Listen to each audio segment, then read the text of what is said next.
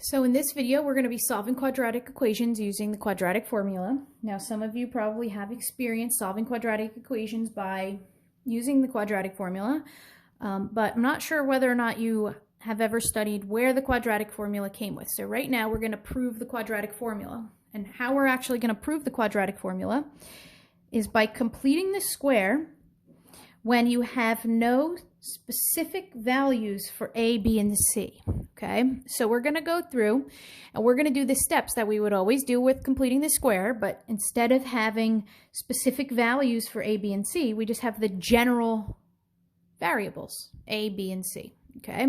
So the first thing we have to do is make sure that the coefficient on x squared is always 1. So if A isn't 1 right now, we would have to divide all of these terms by A. Then that would give us x squared plus b over a times x plus c over a equals 0 over a would be 0. The next thing is this number right here has to be half of this squared, and it's not, so we have to take away c over a. Well, it potentially could be, but we can't tell at this point, so we have to move it.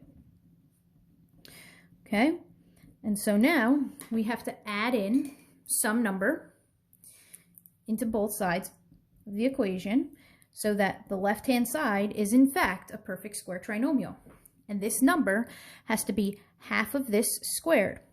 So half of this squared, b over a, half of that squared would be b over 2a squared, which would be b squared over 4a squared.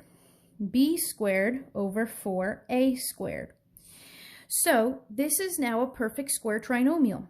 So that can be written as something raised to the second, okay? Remember, it's going to be x plus half of this, right? Half of this is the number right here, plus b over 2a equals, and now we have to do c over a plus b squared over 4a squared. So we have to add these two together, but you can't add them together yet because they don't have the same denominator. The common denominator is going to be 4a squared. I don't expect you to know how to do this. I'm going over it with you right now, okay? So this denominator stays the same. C over a has to be rewritten with a denominator of 4a squared. So I'd have to multiply that by 4a. So I have to multiply this by 4a. Okay? So that's going to give us 4ac. Okay, now one little thing I forgot. Notice I said 0 minus c over a, and I just wrote c over a here. So that needs to be a negative right there. That needs to be a negative right there. That needs to be a negative right there. So that's a negative. Okay, so this is x plus b over 2a raised to the second equals, so this is going to be negative 4ac over 4a squared plus b squared over 4a squared. So this is going to be x plus b over 2a, quantity squared, equals, and now I can write these together. So this is going to be negative 4ac plus b squared all over 4a squared. And now I'm just going to clean this up because I don't want to see the negative last term. So I'm just going to make it the as the first term. So I'm just going to rewrite this expression right here. I'm not changing its value at all. Okay, b squared minus 4ac. I might start making sense right now what's coming. Okay, so now we can take the square root of both sides, and that's going to give us x plus b over 2a equals plus or minus the square root of this thing. All right, and so we just saw in the video about solving by completing the square that I can break this up. This is the same as the square root of b squared minus 4ac all over the square root of 4a squared. And this is actually a perfect square trinomial. The square root of 4a squared is actually 2a. But I can't break up the square root of b squared minus 4ac at all. Okay, that's not a perfect square trinomial. So this is x plus b over 2a equals plus or minus the square root of b squared minus 4ac all over 2a. Now I can take away b over 2a from both sides. And that's going to give me x equals negative b over 2a plus or minus the square root of b squared minus 4ac all over 2a. These have the same denominator, so you can add them together, although these are not like terms. So you get x equals negative b plus or minus the square root of b squared minus 4ac all over 2a, which is the formula for the quadratic formula. Okay, so these are your solutions. Your values of x that will always make this equation true are when you take these values and do negative b plus or minus the square root of b squared minus 4ac all over 2a. So let's just write that down.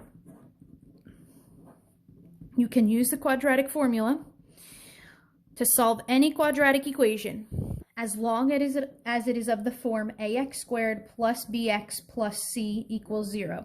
And if it's not in the standard form of a quadratic equation, you must not use the quadratic formula. You can only use it when it's of this form. So all you do is you plug in those values. I usually put parentheses around all the inputs. Okay, and so you can just use a quadratic formula. Okay, it's the shortcut of completing the square. All we just did on all of the steps on the front was everything you do every time you solve completing the square. It's the same steps every single time. So in general, we know that this is what our end format looks like. So if we solve by using the quadratic formula, okay,